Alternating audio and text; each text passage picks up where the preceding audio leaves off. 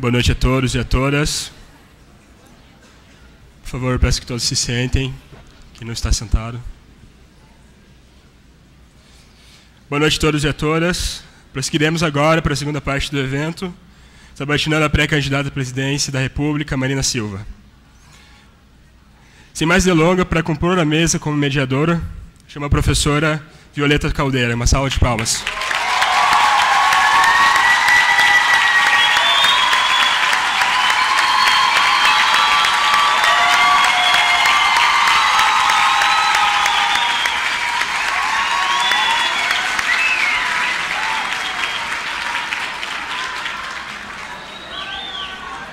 Ela merece. Calma, pessoal. Vamos lá. Para a representação do corpo discente, chamo o presidente do DSP, Matheus Marantins de Paiva. Uma salva de palmas.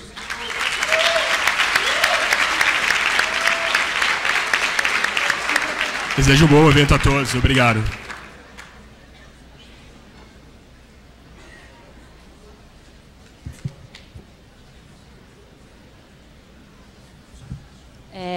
Boa noite a todos. Eu queria, antes de mais nada, chamar para vir aqui para cima e agradecer já de cara o aceite do convite à pré-candidata Marina Silva.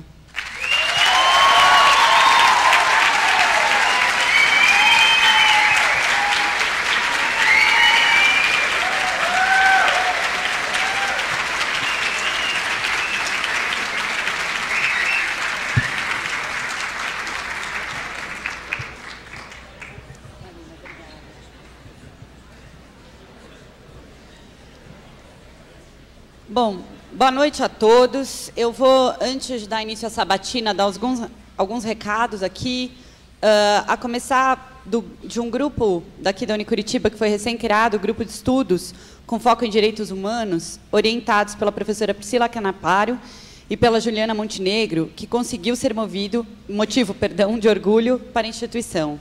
Eles alcançaram a fase final, ficando entre os 5 melhores universidades no mundo, no 10º Nelson Mandela World Human Rights Multicultural Competition. A competição ocorrerá no Palácio das Nações, sede da ONU, em Genebra, na Suíça, no dia 15 de junho, do dia 15 a 20 de julho de 2018. Através da página do Facebook, estaremos fazendo a divulgação para a arrecadação de fundos devido ao fato de ser o primeiro ano do grupo. Quem quiser ajudar, pode acessar a página Unicuritiba do grupo e fazer uma vaquinha para contribuir com o pessoal. Então, eu vou começar com esse aviso. E também queria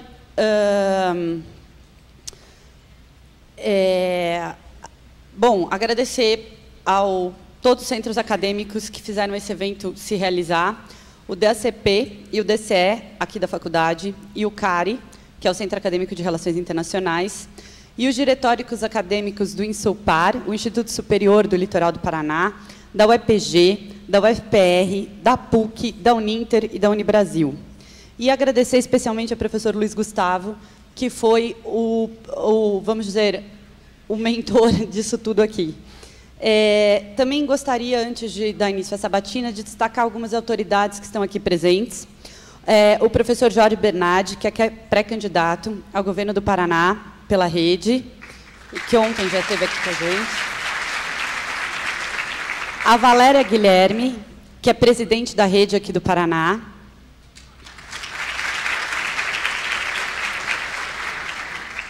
O Gerson Colodel, que é prefeito de Almirante Tamandaré e que está aqui. Ou não. O Flávio Arns, que é pré-candidato a Senado e ex-senador do Paraná.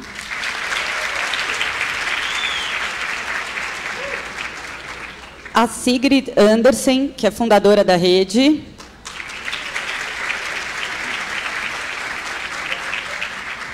O vereador Marcelo Guilherme, de São José dos Pinhais, também pela rede. E a vereadora Isabel Baran, de Fazenda Rio Grande, também da rede.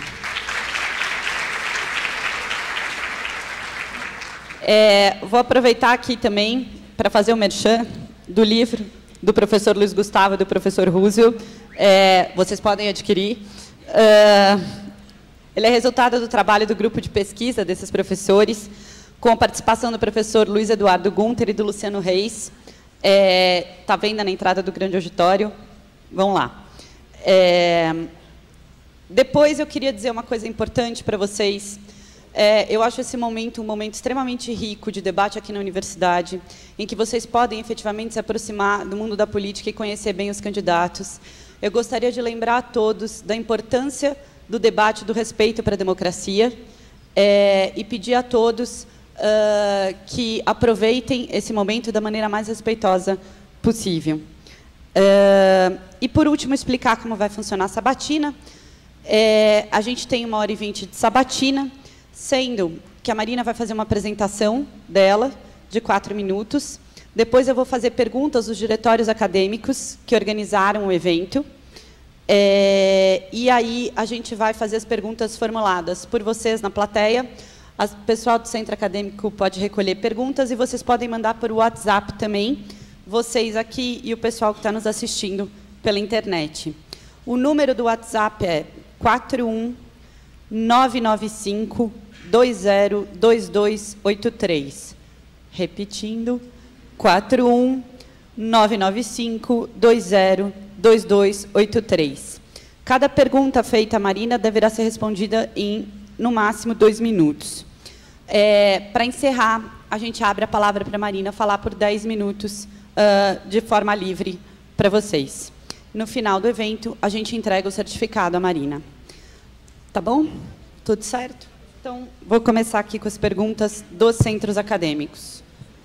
Só um minuto.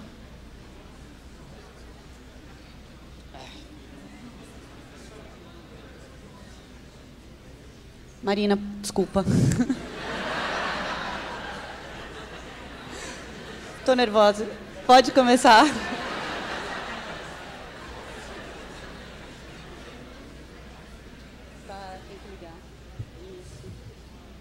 Boa noite a todos, a todas. Eu quero, em primeiro lugar, agradecer a Deus por estarmos aqui. Quero agradecer a honra do convite que me foi feito. E já quero cumprimentar a Universidade de Curitiba, parabenizar os organizadores por esse debate, que eu vi que aconteceu com alguns pré-candidatos à presidência da República, mas também com os pré-candidatos ao governo do Estado, inclusive o meu, o Jorge, que esteve aqui. Quero cumprimentar de um modo especial o professor Denis, coordenador-geral do curso de Direito, os alunos que tiveram essa iniciativa, enfim, todos os que organizaram, nas pessoas do Matheus Paiva e da professora Violeta.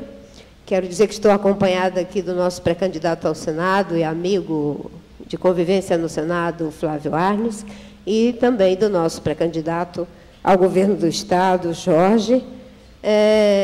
Eu tenho 4 minutos para poder me apresentar e eu sou pré-candidata pela 3ª vez à presidência da República.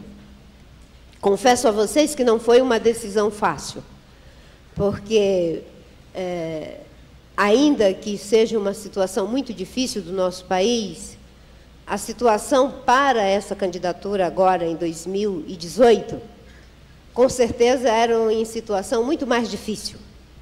Porque em 2010, quando eu saí pela primeira vez, representando um programa por um Brasil sustentável, eu pelo menos tinha alguns recursos, que não eram muitos, mas tinha 1 minuto e 20 segundos de televisão.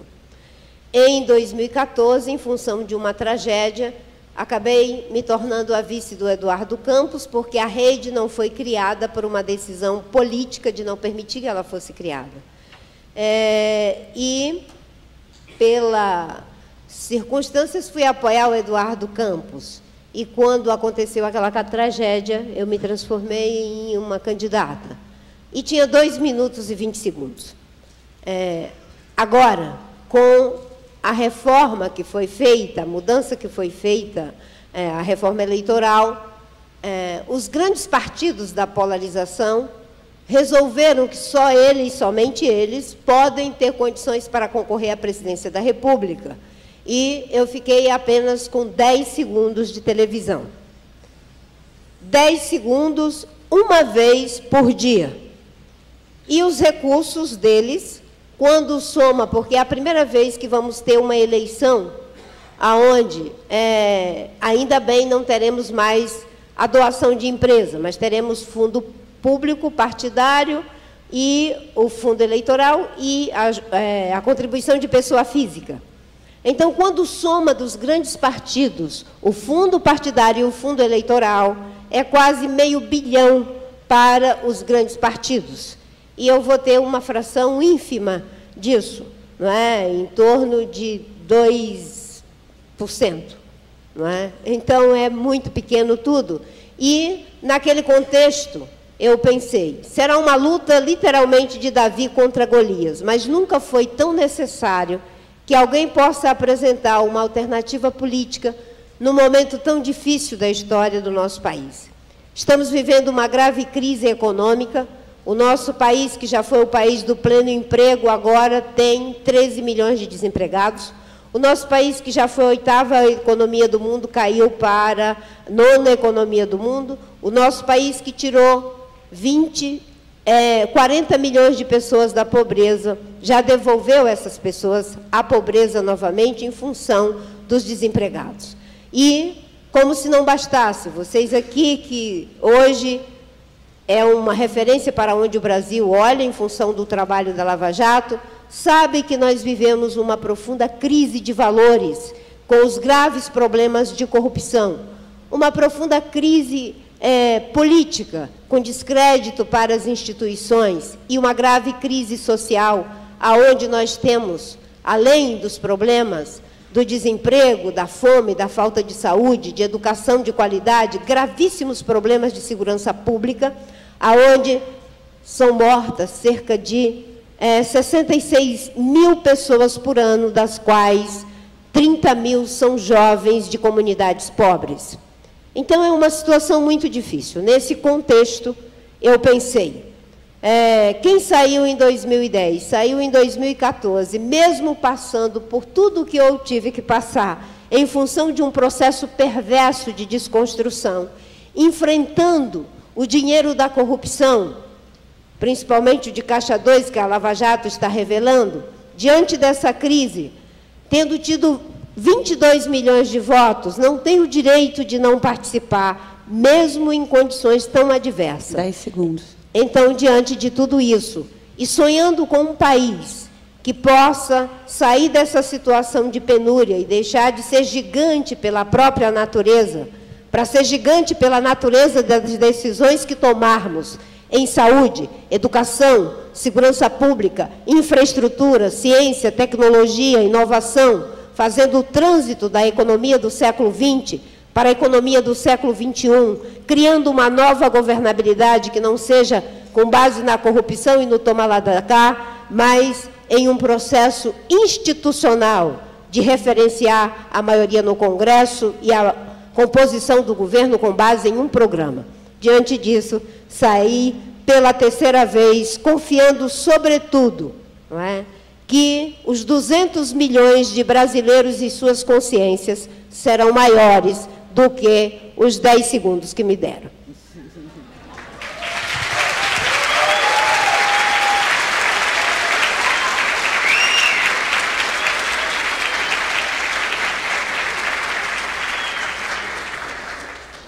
Agora sim, vou fazer pergunta. A pergunta é do Centro Acadêmico aqui do Unicuritiba. É certo que o modal ferroviário apresenta muita vantagem se comparado ao modal rodoviário. Porém, no Brasil, utiliza-se de forma prioritária o modal rodoviário para o transporte de cargas. Com um custo operacional e de manutenção superior ao modal ferroviário, o transporte rodoviário é ainda mantido, ocasionando um forte impacto ambiental e também um alto nível de insegurança nas estradas.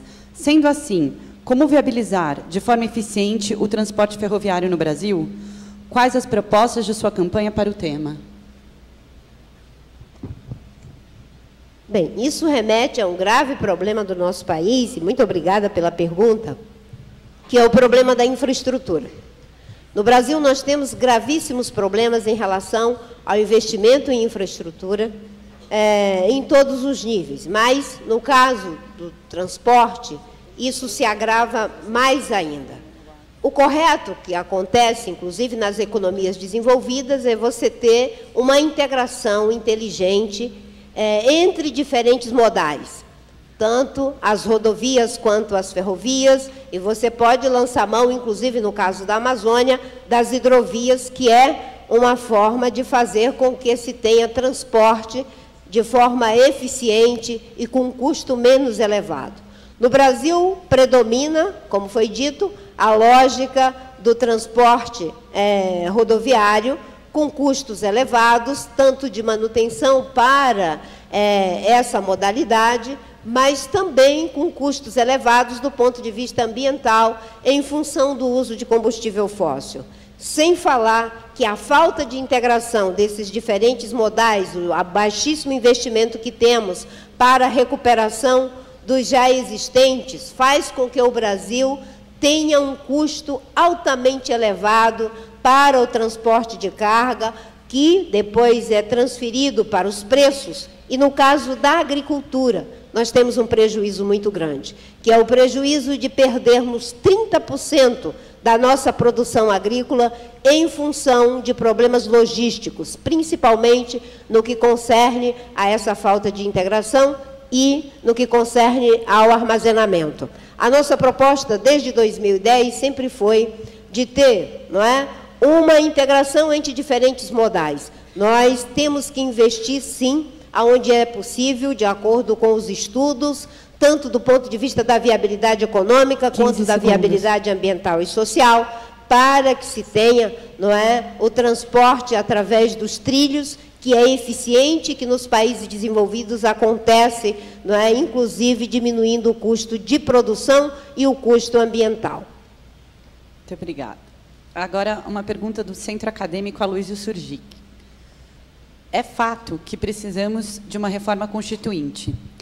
Se caso tenham tal proposta, qual seria o preparo para tal reforma? E dentro da mesma, quais seriam contribuições para o direito penal, direito trabalhista, direito tributário, que você adotaria se fosse eleita?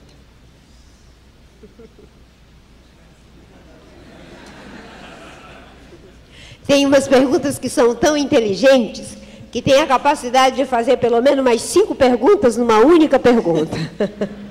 E eu tenho apenas 2 minutos, mas vamos lá. Pelo que eu entendi de uma reforma constituinte, nós temos a Constituição de 88, que foi um grande ganho para a sociedade brasileira, chamada Constituição Cidadã, mas, obviamente, que depois de 30 anos, com as mudanças que temos no mundo, há a necessidade de um processo de atualização. Quando eu penso na Constituição de 88, eu vejo um problema, não é? Em relação à questão tributária que foi mencionada. Nós temos um grave problema com o Pacto Federativo, que um dos economistas que me ajuda, chamado Eduardo Janetti, que é conhecido de muita gente, ele diz que nós temos um Pacto Federativo truncado, onde foram passadas responsabilidades para os estados e municípios sem o repasse dos recursos. E hoje os municípios têm atribuições sem ter os meios para desempenhar. Por isso que saúde, educação, a creche, a educação infantil não funciona na maioria dos municípios. Então, quando eu penso em mudanças para atualizar a nossa Constituição, nós temos que resolver o problema do Pacto Federativo. Uma das formas de fazer com que isso aconteça é uma reforma tributária. Uma reforma tributária que, em primeiro lugar, tem o compromisso de não elevar a carga tributária. O Brasil já tem uma carga tributária muito grande. Não podemos ser demagógicos de dizer que vai reduzir tributos. Um país que tem os problemas sociais que nós temos, o déficit público que nós temos, o grave problema da Previdência que nós temos, não tem como dizer, vou reduzir tributos, mas não podemos aumentar tributos. Então, uma reforma tributária, em rápidas palavras, que seja capaz de descentralizar recursos. O dinheiro tem que ser arrecadado e gasto onde as pessoas vivem, Para isso, que a gente possa fazer uma reforma tributária que dê aos municípios e aos estados, não é, a prerrogativa de ser autônomo, para não depender do governo federal e ficar com o pires na mão. 15 segundos. 15 segundos. Uma mudança aonde a gente possa ter uma reforma política.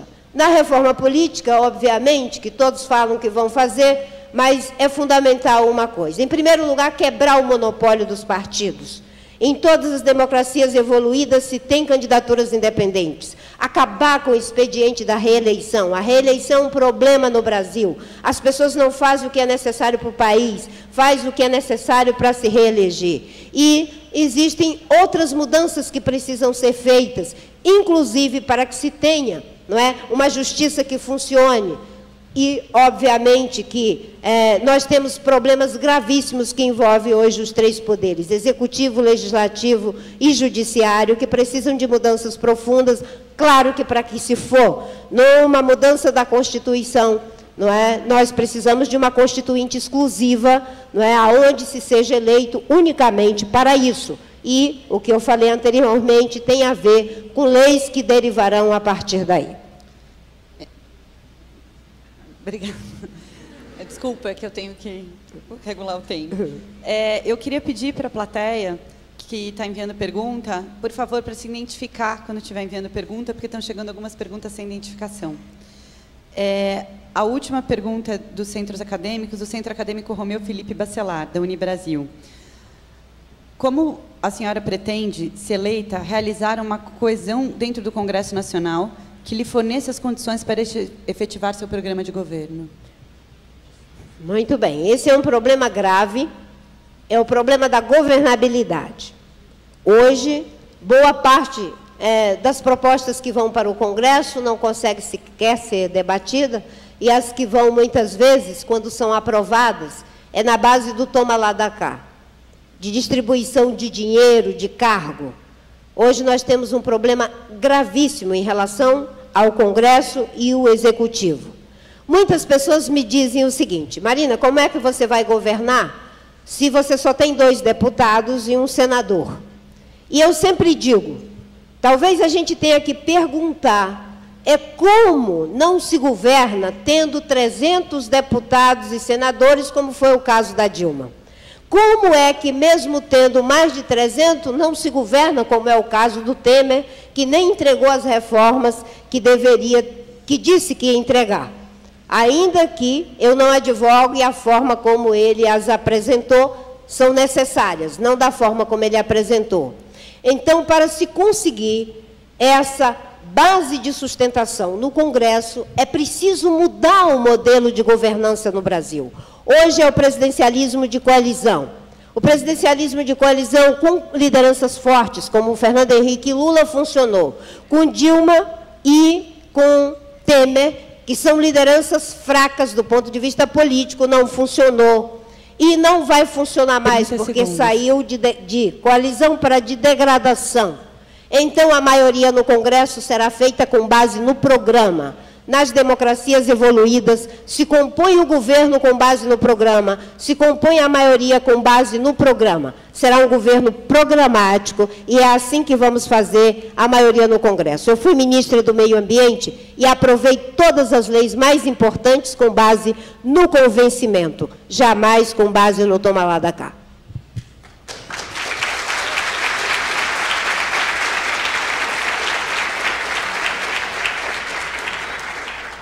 Mais uma. Olá, sou o professor Gustavo Blu, do curso de Relações Internacionais. Estou com minha turma de Geopolítica lá, suponho eu, assistindo, não sei se vocês estão aqui ou estão assistindo na sala. Gostaria de perguntar quais as propostas da candidata para a região amazônica e sua integração com os outros países da América do Sul. Obrigada pela pergunta. Bem, em primeiro lugar, muita gente pensa que a Amazônia é um problema. A Amazônia é uma solução. A Amazônia é um grande potencial para o desenvolvimento do nosso país sobre vários aspectos e precisa ser adequadamente cuidada e adequadamente desenvolvida. Só para vocês terem uma ideia, ela produz 20 bilhões de toneladas de água por dia e nós só não temos um deserto no sul, no sudeste e no centro-oeste por causa da Amazônia. preservar a Amazônia é fundamental. Agora, preservar a Amazônia pressupõe deixá-la sem perspectiva de vida para as pessoas que moram naquela região, que são 25 milhões de pessoas, em mais de 60% do território brasileiro? Não. Na Amazônia é possível a gente ter um trabalho forte, voltado para o turismo científico, para o turismo social, para o turismo de observação, para várias modalidades que integradamente pode formar grandes cadeias voltadas para a geração de emprego e renda. Uma outra coisa é investir pesadamente em biotecnologia, em conhecimento, em inovação. A Amazônia pode ser uma grande fonte de geração de emprego e de renda para o nosso país se apostarmos, sobretudo, em biotecnologia. Mas, para que isso aconteça, é preciso que se tenha um trabalho integrado com as demais regiões da Amazônia. Boa parte das leis de acesso aos recursos genéticos não funcionam porque aquilo que não se acessa pelo lado brasileiro, no caso da biopirataria, pode se acessar do lado peruano e do lado boliviano e assim por diante. Então, é preciso que se tenha um trabalho integrado do ponto de vista da cooperação técnico-científica, é preciso que se crie, inclusive, essas cooperações para o desenvolvimento da região, com base em atividades produtivas sustentáveis, desenvolvendo cadeias produtivas locais, que vai desde de tudo aquilo que a gente sabe que é possível. Na Amazônia tem lugar para o turismo, tem lugar para a agricultura familiar, para o agronegócio, para o extrativismo, para todas as modalidades, desde que seja uma economia diversificada. Muito obrigada. Essa é da professora Alessandra Galli. O seu conhecimento e história de luta socioambiental são incontestes, pelo que a parabenizo. No entanto, na última eleição, a senhora se manifestou abertamente sobre a opção religiosa. Considerando que o Estado é e deve ser laico, qual a sua postura, comprometimento em relação a esse tema e suas implicações, especialmente em relação à comunidade LGBT?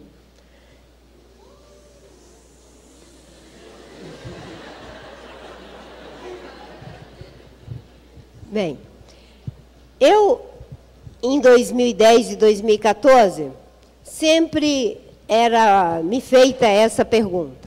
E, obviamente, que essa pergunta tem uma razão de ser, um tema importante para a sociedade.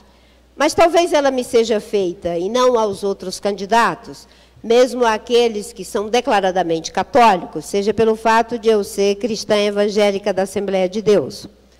E eu acho muito natural que seja feito, mas eu acho que talvez a gente tenha que ampliar em relação aos demais candidatos.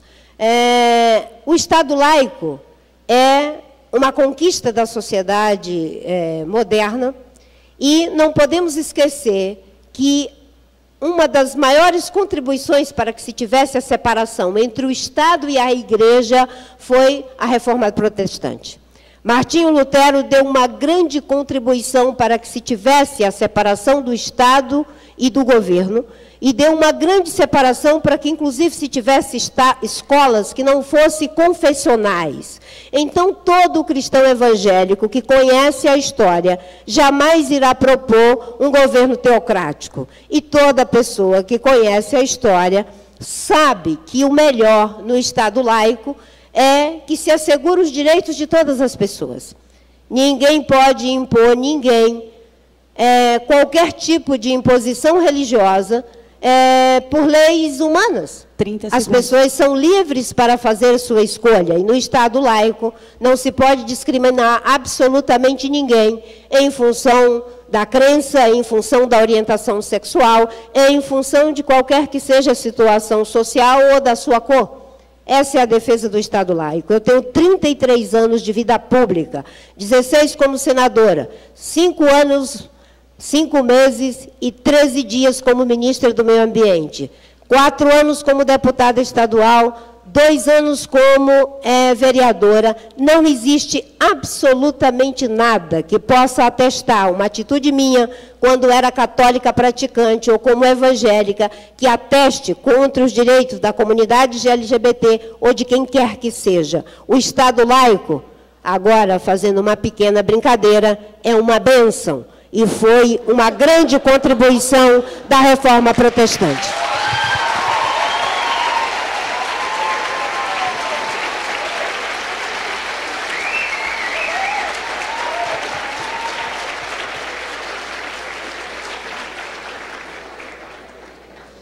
Pergunta agora do Centro Acadêmicos da Federal do Paraná. Em 2015, o Brasil sofreu uma crise energética sem precedentes. A falta de investimentos no setor, aliada ao aumento gradativo do consumo de energia elétrica, culminaram na crise que afetou todo o país. Considerando que a nossa fonte de energia majoritária é hídrica ou térmica, períodos de estiagem colocam em xeque a eficiência e eficácia da matriz energética brasileira. Como a candidata pretende solucionar o problema? Como tornar novas fontes de energia rentáveis e viáveis? Muito bem. É inacreditável que um país como o nosso, com tanta fonte de geração de energia, tenha problemas em relação à energia. A gente viva o medo do apagão um atrás do outro. Em primeiro lugar, isso é falta de planejamento. Em segundo lugar, isso é falta de um plano. Em terceiro lugar, é falta de visão estratégica. No meu governo, nós vamos fazer com que a matriz energética brasileira continue sendo limpa, diversificada, porém com geração distribuída. Não vamos apostar numa única fonte de geração. A energia de hidroeletricidade é muito boa, mas cada vez mais nós vamos ter problemas com os reservatórios. Então, vamos ter uma matriz energética que integra a energia eólica, temos um grande potencial, vamos usar, inclusive, o potencial da biomassa.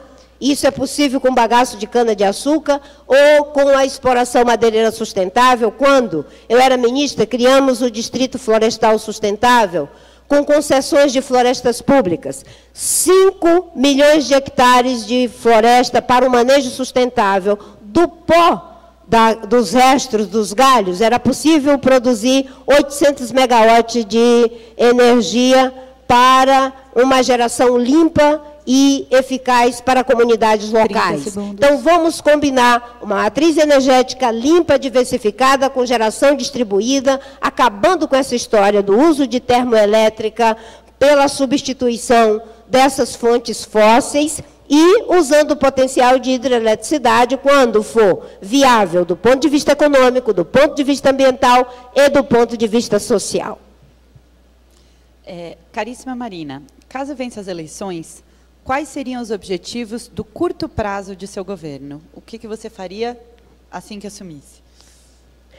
Bem, no curto prazo do meu governo, porque eu defendo um governo só de 4 anos, eu vou propor uma reforma política que leve o governo para 5 anos para os outros, porque não se muda as regras do jogo durante o jogo. Então, eu vou ter apenas 4 anos, se for da vontade de Deus e do povo brasileiro.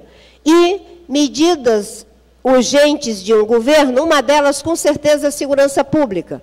Fazer com que o país recupere credibilidade, volte a ter crescimento econômico para recuperar os empregos. E isso nós vamos ter que recuperar o tripé da política macroeconômica. Eu viajo no mundo inteiro e sei que tem muita gente querendo investir no Brasil.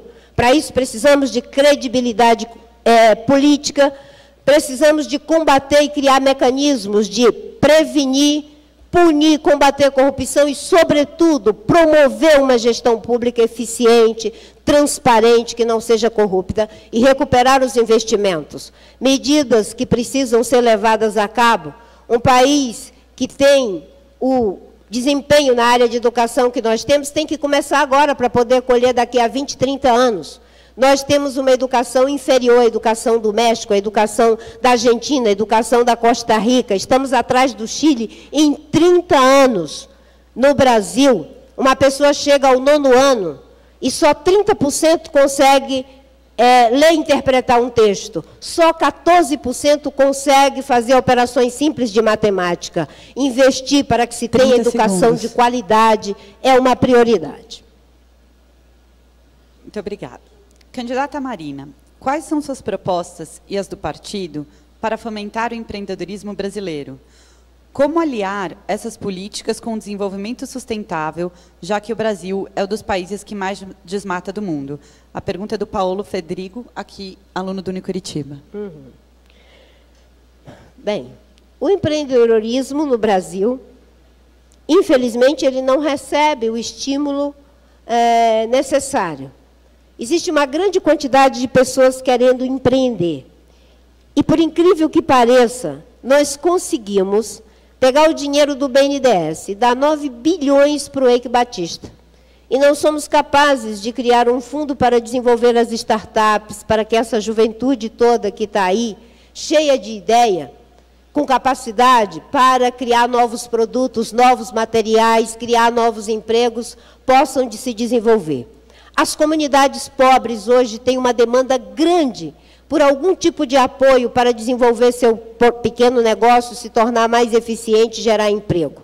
Os agricultores estão abandonados à própria sorte, sem apoio para aumentar a produção por ganho de produtividade. O Brasil tem 250 milhões de hectares de área agricultável e nós não somos o primeiro lugar em agricultura. Não somos nem o segundo. O primeiro lugar é os Estados Unidos, o segundo lugar é a Holanda, que é um país desse tamanhinho. Porque aumento de produção por ganho de produtividade e alta tecnologia.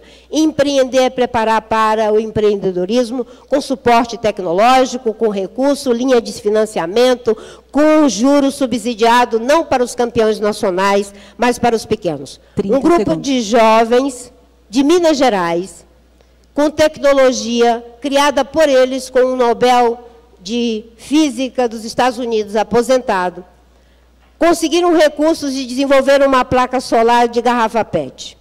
Com essa placa solar, que é de baixo custo e levíssima, diferente das demais, se pode gerar energia no Nordeste brasileiro, no semiárido, utilizando uma pequena parcela da propriedade, dando uma renda de R$ 900 para cada pessoa, que hoje recebe R$ 100 do Bolsa Família. Empreender é ter uma visão de futuro agregado a um novo ciclo de prosperidade econômica, social e tecnológica. Isso é uma prioridade e desde 2010 que nós estamos dizendo, o Banco de Desenvolvimento Econômico e Social fará valer o social, que até hoje não valeu direito.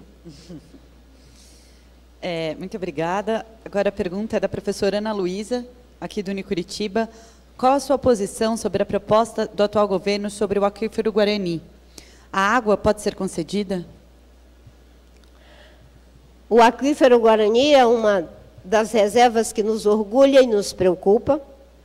Nos preocupa em função, inclusive, da alta contaminação que já temos, em função do uso de agrotóxicos, e qualquer forma de concessão em relação ao aquífero de forma irresponsável.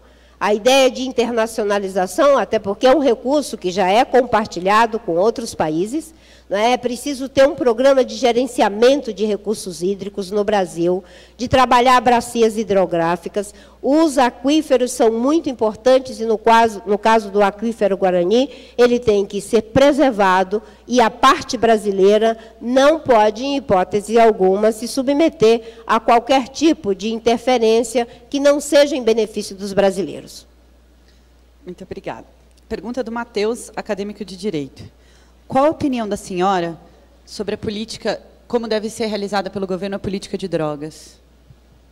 É um debate muito, muito complexo. Hoje nós temos um gravíssimo problema de violência que envolve o tráfico de drogas, que envolve tráfico de armas. Nós hoje temos 21 cidades que estão no topo da violência e, com certeza, o problema das drogas é parte de tudo isso.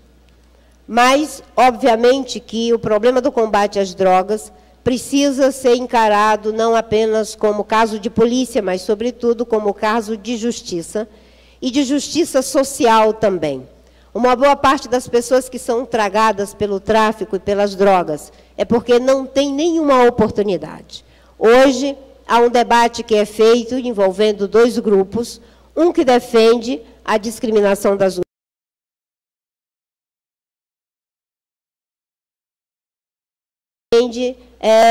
a legalização das drogas, mas eu defendo que se faça, por exemplo, um plebiscito, para que se possa fazer um debate sério, um debate contundente em relação a esse tema. E quando eu digo um debate, não é para ser a rotulação, porque a gente no Brasil não consegue debater os temas, a gente rotula as pessoas. Então, quem é a favor de que haja um processo de discriminação ou de legalização já é rotulado não é, como se estivesse querendo destruir o Brasil e os jovens. Quem tem uma posição crítica, também por uma série de razões que devem ser respeitadas, é rotulado como se fosse conservador, reacionário e atrasado. Então, que a gente encare o problema das drogas, querendo resolvê-lo no mérito e não na base do rótulo. E, obviamente, que para isso é preciso ter uma política nacional de segurança pública, onde se trabalhe um sistema integrado de segurança pública, priorizando inteligência, priorizando investigação de ciclo completo, criando mecanismos para que a Polícia Civil, a Polícia Militar possam trabalhar integradamente, o governo federal, os estados e os municípios, porque os governos federais deixaram os estados nas mãos. Esse é um problema que não se resolve com simplicidade, mas que é uma prioridade dentro de uma visão de segurança pública, tratando o problema não só como caso de polícia, mas como caso de justiça. Eu fui conhecer a experiência de Medellín, conheço um pouco a experiência de algumas cidades do México e a forma como eles conseguiram, podem nos ajudar muito bem aqui no Brasil. Muito obrigada. Pergunta do professor Emanuel Hansen. Marina, como a senhora poderá contribuir com o governo efetivo de centro-esquerda e ambientalista, com uma esquerda radical, que não vê os erros de seus pares, e uma direita extremista, que não reconhece as conquistas sociais já promovidas e tentam a todo custo reduzi-las? Essa questão que você levanta tem a ver com a velha polarização. Hoje nós estamos vivendo uma sociedade inteiramente polarizada, e eu diria que essa polarização nos trouxe para o fundo do poço.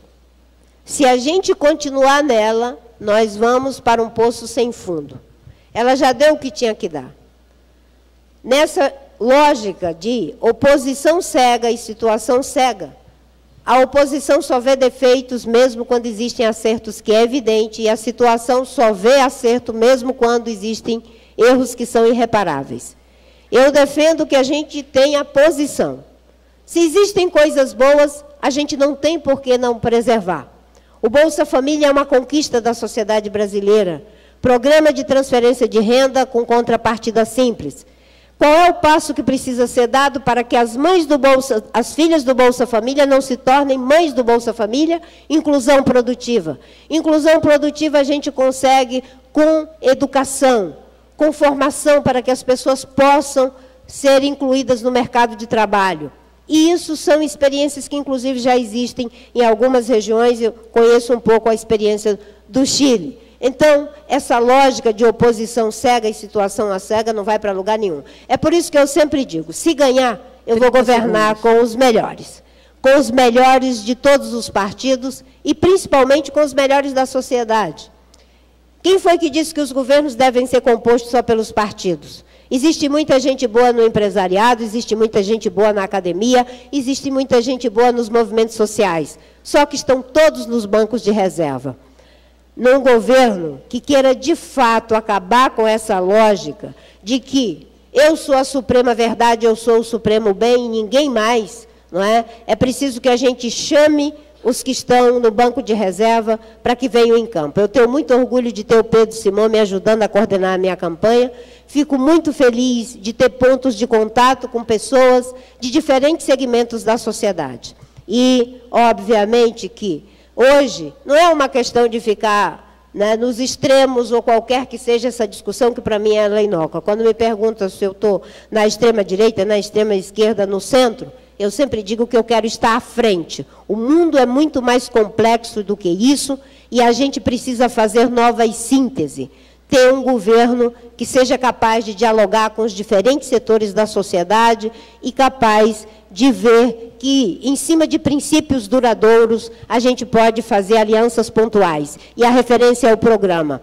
Acabar com os governos pragmáticos, fazer um governo programático, aonde a gente cria aquilo que eu chamo de presidencialismo de proposição, com base em propostas, com base em projetos.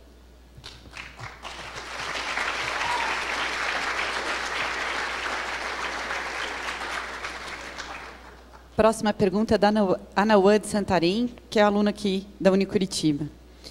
Caso a senhora seja eleita, pretende cumprir o que diz a Convenção 169 da Organização Internacional do Trabalho, no que diz respeito à consulta prévia, livre e informada dos povos indígenas e populações tribais quanto à implementação de projetos que impactem nas suas terras?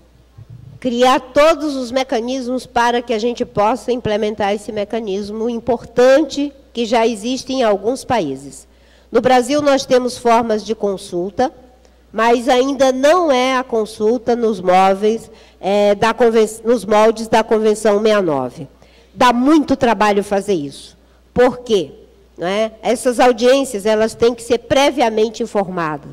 Não adianta você botar uma pessoa para discutir sobre Belo Monte sem que ela consiga os cálculos de modelagem que dizem que não vai impactar a curva do Xingu, mostrando gráficos para os índios, se eles não conseguem ler os gráficos. A Convenção 169 estabelece que você tem que ter um processo muito, muito, muito acurado de fazer com que as pessoas entendam. Você tem que ter negociadores tecnicamente capacitados para poder fazer essa mediação, para que eles, previamente informados, devidamente capacitados, possam se posicionar no processo de ocupação de suas terras. Não é? O Equador já trabalha a partir desses critérios, em parte, não é? E o Brasil precisa avançar em relação a isso. Uma pergunta polêmica. Marina, do professor Guilherme Andrade. A realização de abortos inseguros é uma das maiores causas de morte de mulheres, sobretudo mulheres negras e de baixa renda. Qual é o projeto da sua candidatura para enfrentar esse tema? Bem, a questão do aborto precisa ser tratado também como um problema de educação e de evitar a gravidez indesejada. Ninguém quer, não é, uma gravidez que não, enfim, não se está preparado, que não se deseja essa gravidez. Então, temos um ponto comum em relação a isso. Ter mecanismos, políticas públicas, orientação, formação na idade correta e da forma correta para que as pessoas não venham a engravidar sem que essa gravidez seja desejada, inclusive evitando que pessoas muito jovens e adolescentes possam passar por esse processo. O aborto não pode ser visto como um meio contraceptivo. É sempre um ato que é altamente invasivo, agressivo e altamente danoso do ponto de vista da saúde física, emocional e afetiva de uma pessoa. Então, o que nós desejamos todos é que isso não venha a acontecer. Eu sou contra o aborto. Existe uma lei que já foi aprovada em relação a casos extremos, que isso tem a ver com a questão do risco de vida para a mãe, a questão em relação à criança que não desenvolveu o cérebro e no caso de estupro. É o que a lei prevê.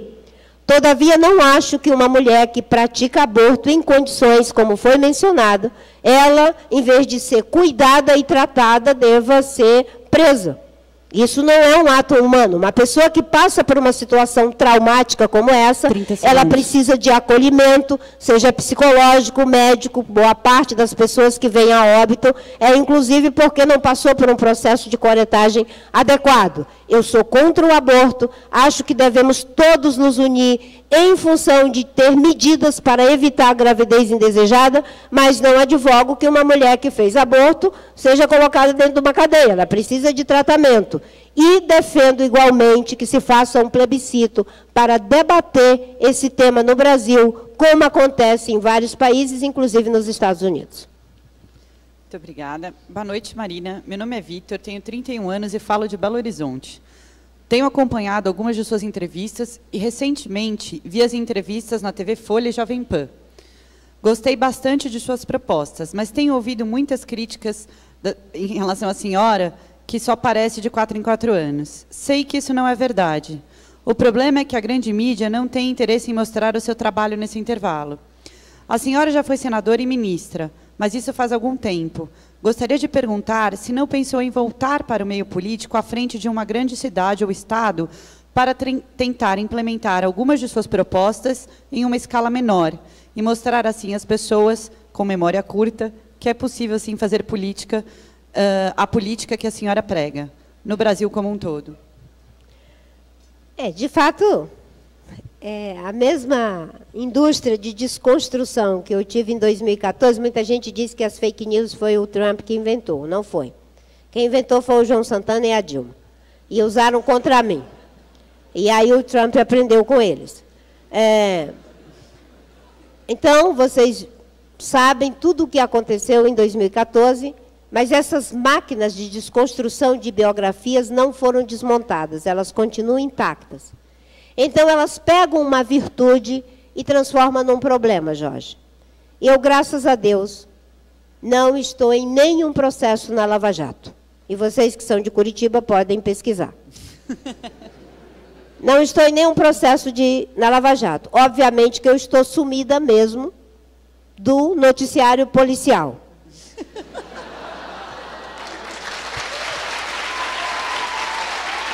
Eu estou, desde 2010, sem mandato. Sem mandato. Obviamente que quando você tem uma tribuna, é mais fácil estar em evidência ali na tribuna. Eu terminou o mandato de deputada, de senadora, eu fui candidata a presidente, estou sem mandato. E, graças a Deus, quando a gente não usa a função pública para qualquer ambição em termos econômicos, como a gente vê por aí, política pode te dar prestígio, pode te dar um monte de coisa, jamais poderá dar dividendos econômicos. Então, você tem que voltar a trabalhar, é assim que se faz. Não é? Eu sou uma pessoa de origem pobre, sou arrimo de família. 30 segundos. Resolvi usar o meu salário para ajudar a educar meus filhos, meus sobrinhos e cuidar dos meus velhinhos.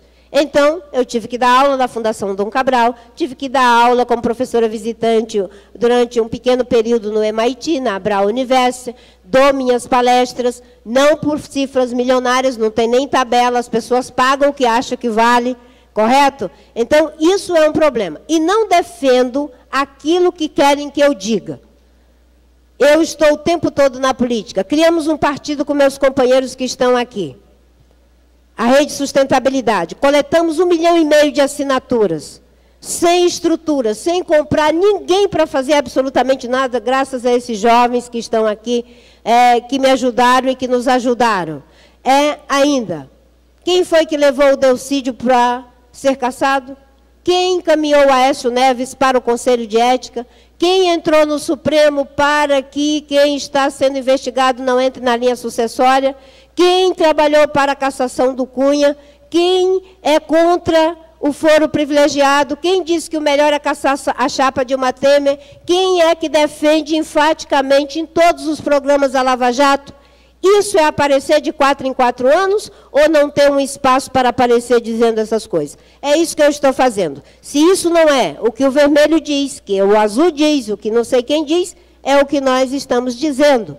Não é? E, obviamente, que eu já fui senadora, deputada, e agora estou pela 3ª vez. Não é? É uma forma de tentar contribuir com o Brasil. Concluir? Numa democracia, o bom é que a gente se apresenta e as pessoas decidem livremente. Eu digo que essas eleições são muito importantes. Elas têm algo muito, muito importante. As pessoas vão votar sabendo a verdade. E a preocupação, o que vão fazer com essa verdade? E eu diria, vocês aqui, que são de Curitiba, não é? A gente vê que o trabalho que a justiça está fazendo, e justiça não é vingança, justiça é reparação. Então, a sociedade agora tem nas mãos decidir se a visão que criou o problema resolve o problema ou precisa acreditar em outras possibilidades. Por favor, e, conclua. já que se fez a Operação Lava Jato, agora é só fazer a Operação Lava Voto.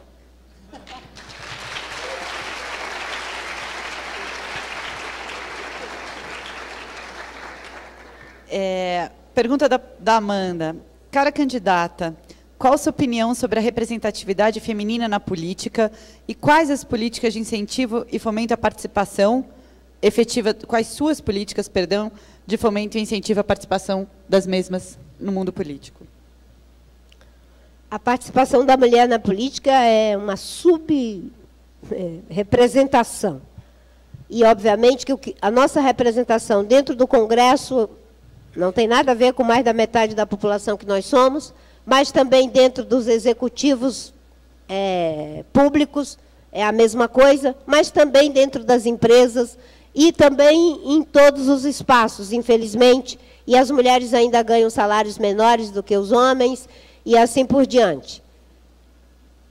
A participação da mulher na política é essencial para defender os seus direitos, entendendo que os direitos das mulheres são também direitos dos homens. Nós queremos uma sociedade onde seres humanos sejam tratados como iguais, mesmo respeitando as suas diferenças. E numa sociedade, numa democracia, numa sociedade evoluída, a gente precisa de caminhar só sobre a perna do masculino, temos que caminhar sobre as duas pernas. E esse mundo complexo em crise ambiental, crise econômica, crise social, crise de valores, é um mundo que precisa da contribuição do feminino, e eu tento estimular dessa forma. Não ter as mulheres dentro das empresas, não ter as mulheres dentro dos governos, é um prejuízo para a sociedade, porque elas têm uma competência para esse século com tantas dificuldades.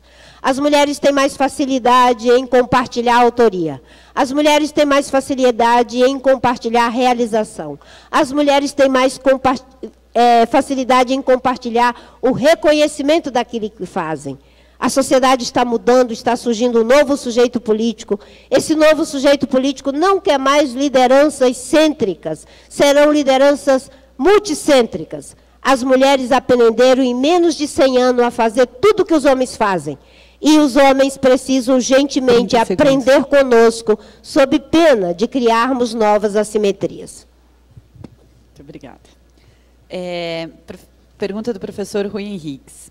Queremos saber se a candidata entende que o nosso STF deve ser revisto no que tange sua formação, nomeação e vitalicidade. Essa mudança afetará o ativismo judicial. É necessária a mudança? Quando a gente pensa em reformas, eu acho que a gente tem que pensar em reformas e mudanças constitucionais que afetem os três poderes. O judiciário, com certeza, precisa de reformas. Existe um sistema hoje de escolha que é feito, indicado pelo presidente, que pode ter seus problemas, mas isso tem muito a ver com a atitude e a postura das pessoas. Primeiro, porque são sabatinados no Congresso, e segundo, porque nós temos bons exemplos de pessoas que, uma vez estando lá, referenciada em seus valores e suas capacidades, tem inteira autonomia para desempenhar suas funções. Então, também não podemos generalizar de que, muitas vezes, aquilo que tem a ver com a visão, com os referenciais culturais, políticos, ideológicos e éticos, são problemas estruturais. Mas, com certeza, precisamos de transparência, inclusive no Poder Judiciário, precisamos de controle social em relação ao Poder Judiciário. Os mecanismos de controle no Poder Judiciário, eles são incomparavelmente abaixo daquilo que nós temos avançado em relação aos outros poderes. Precisamos, sim, com certeza, de reforma. Agora, uma de Relações Internacionais, do professor Carlos Magno. Marina, em seu futuro governo, como a senhora conduziria as relações externas do Brasil, especificamente com os vizinhos latino-americanos? Qual a importância que a senhora concede aos países latino-americanos no projeto estratégico de desenvolvimento? Bem, nós somos um país importante na América Latina, e o Brasil tem um peso econômico, tem um peso político, tem um peso social e cultural. Infelizmente, nós não aprendemos ainda a ter uma relação de integração verdadeira na América Latina. Eu conheço um colombiano chamado Bernardo do Toro, ele é um filósofo, e ele fala que o desafio da América Latina é ter uma integração que não seja apenas comercial, que não seja apenas econômica. Para a gente poder fazer bons negócios, é preciso que a gente tenha boas relações. E a gente não tem boas relações com quem a gente não conhece, com quem a gente não tem relações de cultivar, não é? Culturalmente, determinados hábitos, determinados encontros. Então, o professor Bernardo Toro, ele diz, a integração da América Latina precisa ser, em primeiro lugar, uma integração cultural, uma integração política. E, obviamente, que iniciativas como o Mercosul ajudam, em parte, com os países do Mercosul, mas nós temos também a Unasul. Mas o Brasil precisa orientar suas políticas externas a partir de princípios e valores. Quando a gente orienta a política externa que se tem com princípios e valores, a gente tem uma régua para medir, não é? Se o que os nossos vizinhos estão fazendo está coerente com os nossos princípios e valores. E, nesse caso, a integração da América Latina não pode ser conivente com qualquer coisa que atente contra os direitos humanos e contra a democracia, como a gente vê agora acontecendo na Venezuela. Então, o Brasil precisa de integração econômica, precisa de integração cultural, precisa de integração política, de valorização da América Latina como um bloco econômico, mas, sobretudo, como um bloco cultural. Nós temos apenas 500 milhões de habitantes, com a maior quantidade de recursos naturais, de recursos minerais. Nós somos uma potência e, como bloco, nós podemos, sim, fazer as nossas alianças econômicas, os nossos acordos, sem prejuízo da nossa agenda multilateral, de acordo com os nossos interesses, nos integrando às cadeias produtivas globais. Muito obrigada. Eu vou fazer a última pergunta para a Marina e já peço a todas as perguntas que as pessoas que enviaram pergunta e que não puderam ser contempladas por causa do tempo, que nos desculpem, mas foi uma quantidade de pergunta grande e não deu para fazer todas. Essa pergunta é do Rafael Bonain, eu acho. A cultura e a arte têm grande impacto positivo na economia e formação de um país. Quais políticas poderiam ser tomadas para melhorar o atual cenário da cultura brasileira? Vamos puxar para a educação. E entender que essas coisas todas integradas e juntas melhoram a qualidade da educação. A educação é o que há de mais importante na vida de um país, e eu falo isso porque a educação fez um milagre na minha vida, que fui analfabeta até os 16 anos, me alfabetizando pelo Mobral. Então, é de muito difícil ter uma ideia de valorização da cultura, e o Brasil é um país riquíssimo em diversidade cultural. Nós somos um país que ainda tem mais de 200 povos, que falam mais de 120 línguas. Nós ainda temos 28 povos que nunca foram contactados por um branco ocidental. É uma riqueza cultural. E a cultura brasileira é altamente diversificada. Se a gente vem para a região sul, para a região norte, para a região nordeste, há uma diversidade cultural muito grande. Então, você tem que ter políticas culturais que sejam capazes de manter o suporte e o apoio necessário para aqueles que já se firmaram na cena cultural brasileira. Mas você também precisa ter recursos e acesso a recursos para aqueles que precisam se firmar, para aqueles que ainda estão invisibilizados.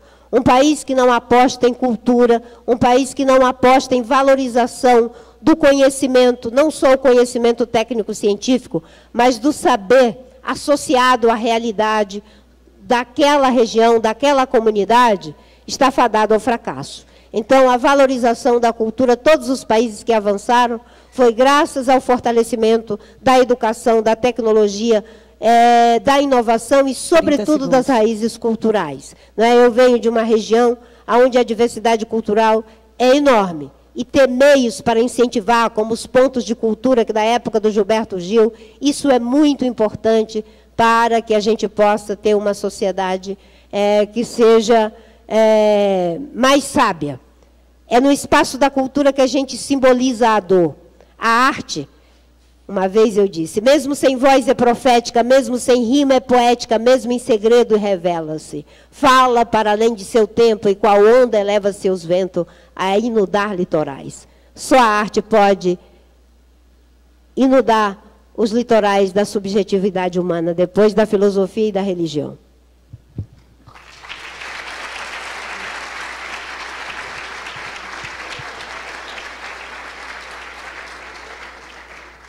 Muito obrigada, Marina, por tudo. Eu vou passar agora, vou te deixar falar 10 minutos. Se você quiser levantar para falar com as pessoas, fique à vontade, você tem o tempo livre. Obrigada.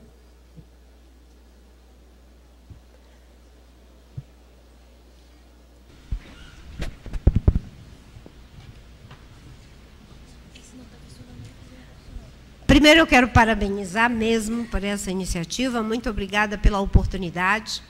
Foram 50 minutos? Foram uma hora quase. Uma hora. Considerando que eu só terei 10 segundos, eu já fiz campanha aqui para o resto das minhas vidas. Então, muito obrigada por essa oportunidade. Eu gostaria de encerrar falando esses 10 minutos, retomando aquela ideia de por que eu decidi ser candidata pela terceira vez, mesmo em circunstâncias tão adversas. Eu queria fazer um exercício. Por que alguém entra na política? Por que alguém quer participar da política? Eu sempre digo que eu não tenho como objetivo de vida ser presidente da República. Eu tenho como objetivo de vida ter um país melhor, um mundo melhor. Se para isso tiver que ser presidente da República, e se o povo assim desejar, serei. Ser presidente da República é algo muito raro para os 200 milhões de brasileiros. Logo, alguém que tem o desejo de ser feliz sendo presidente da República é alguém fadado à infelicidade. Então, é preciso que a gente aprenda a ser feliz com muitas outras coisas. E eu sou feliz sendo professora, eu sou feliz sendo ambientalista, eu sou feliz fazendo muito de coisas. Mas, diante do desafio de que o nosso país precisa de mudanças profundas, e a primeira mudança que ele precisa é de que a gente tenha um ideal de país. Nós vivemos em um país em que as pessoas não discutem projeto de país, discutem projeto de poder. Eu quero discutir, Flávio e Jorge, projeto de país. A gente está vivendo em um país que está nessa crise porque as pessoas não discutem um ideal de nação, discutem como ganhar a eleição. Por isso que nós estamos no fundo do poço. E se continuar assim, a gente vai continuar assim. Eu tenho um ideal de país. E eu quero que esse ideal se realize. Qual é o ideal?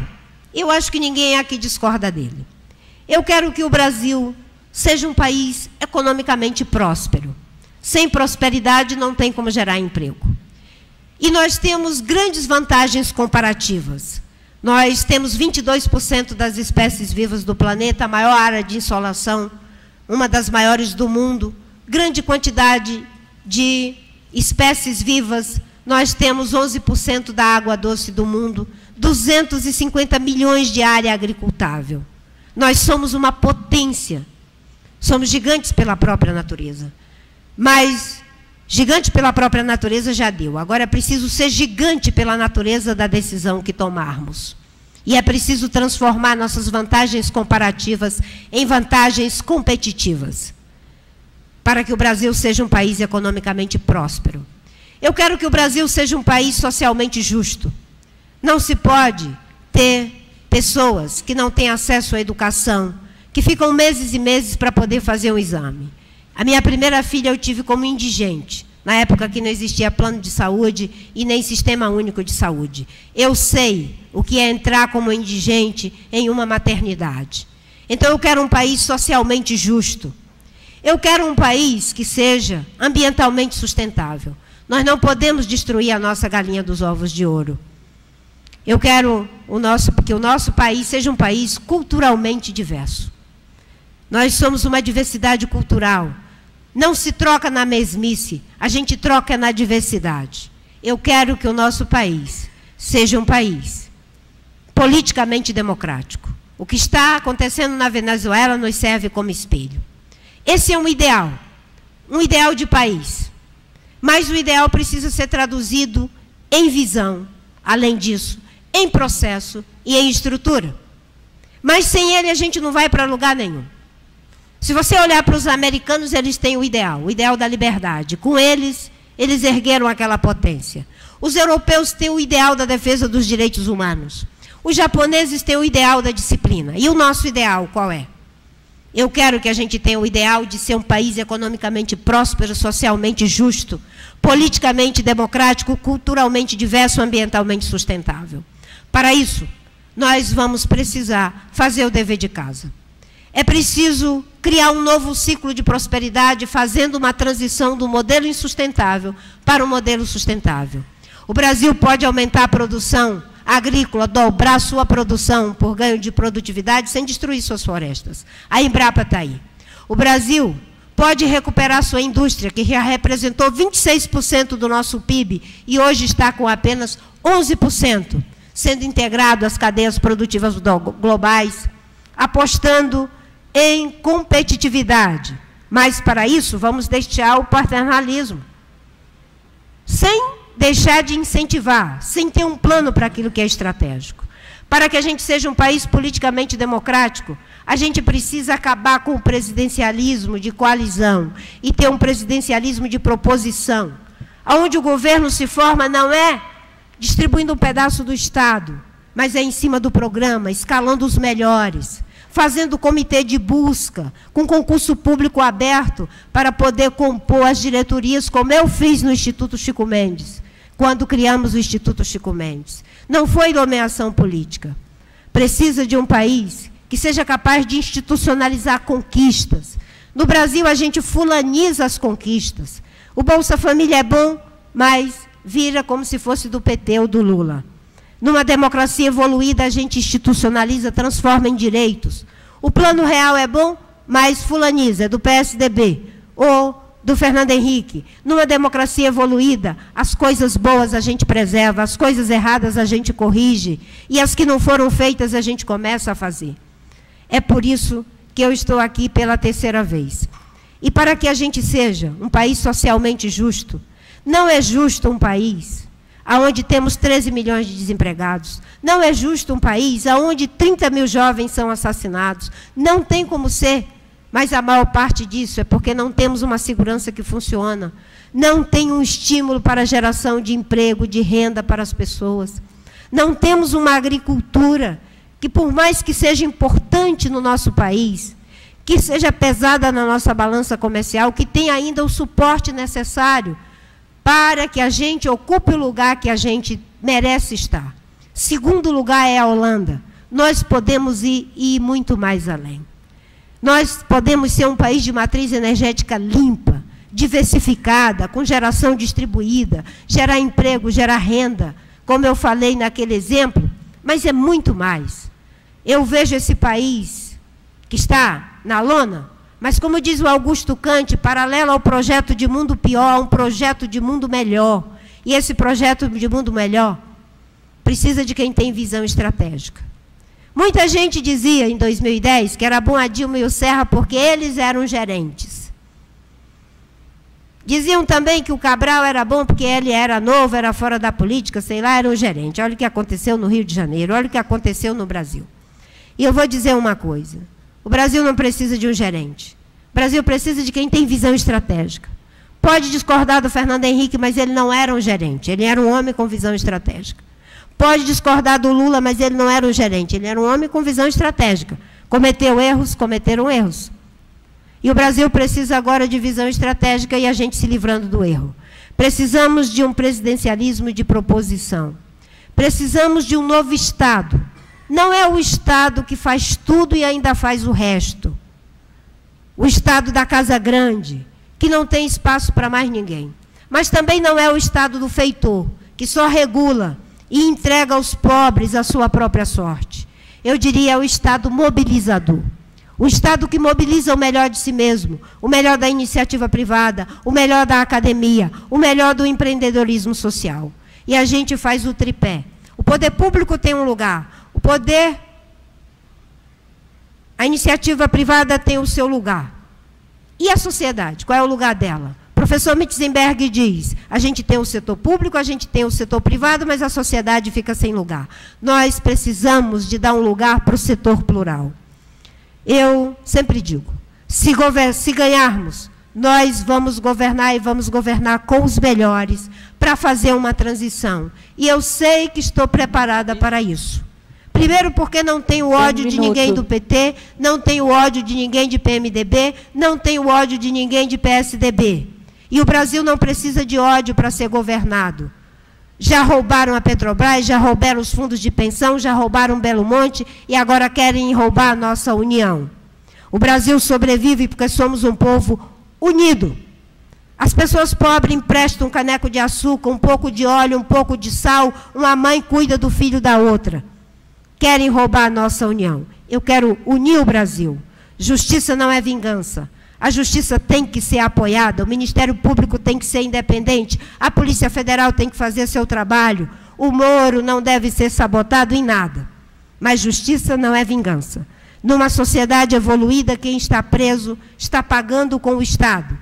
E tem que se voltar para os que ainda não estão, que são os 200 que estão lá investigados com foro privilegiado. É por isso que eu fico feliz de, pela terceira vez, poder me candidatar para que a sociedade democraticamente decida. Tempo. Eu concluo, um governo que quer unir o Brasil para que a gente consiga, com o ideal de ser economicamente próspero, socialmente justo, politicamente democrático, ambientalmente sustentável, culturalmente diverso, começando agora com atitudes que mudem, sobretudo de postura.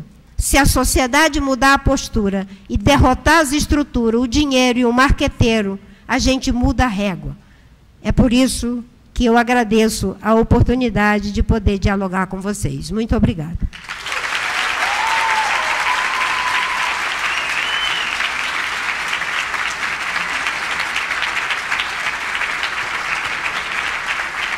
Eu gostaria de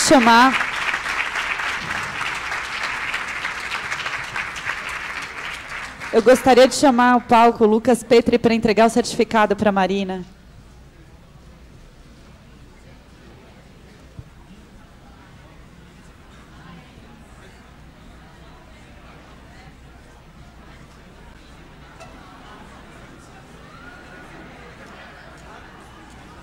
Pessoal, só para encerramento, gostaria de fazer alguns apontamentos e agradecimentos aos nossos parceiros, centros acadêmicos, que sem eles esse evento não estaria ocorrendo. Então, todos os centros acadêmicos que participaram, ajudaram, muito obrigado. Agradeço aos professores, aos alunos que aqui passaram e deixo uma frase de Nelson Rodrigues, que toda unanimidade é burra. Então, sempre questionem, sempre sejam questionadores. Obrigado.